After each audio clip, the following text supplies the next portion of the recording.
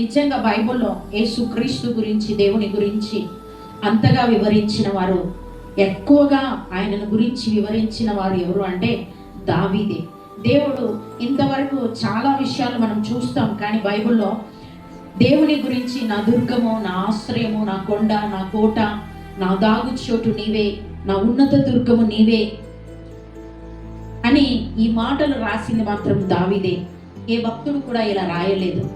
ఎందుకు దావీదు ఆ మాటలు ఆయన రాశాడు అని అంటే, ఆయనకు కలిగిన బాధలు, కష్టాలు, ఓటమి, ఎక్కడ చూసినా నలుదిశల నుంచి ఎటు చూసినా ఆయనకు భీతి కలుగుతుంది, ఎటు చూసినా వేదనే కలుగుతుంది, ఎటు చూసినా దుఃఖమే కలుగుతుంది, ఎటు చూసినా ఓదార్పు లేకుండా ఆయన ఉన్నాడు.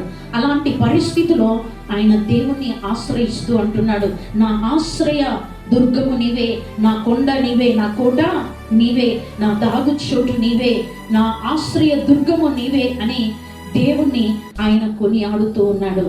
నిజమే, ఎక్కడికి వెళ్ళినా నాకు భీతి కలుగుతుంది, కానీ నీవే నాకు ఆశ్రయము, నీవే నా కొండ, నీవే నా కోట, నీవే నా దుర్గము అని దావీదు దేవుని గురించి చెప్తూ ఉన్నాడు. శత్రువుల చేతిలో నుండి నువ్వు నన్ను విడిపించి ఉన్నావని దేవుని గురించి అంతగా ఆయన వివరిస్తూ ఉన్నాడు.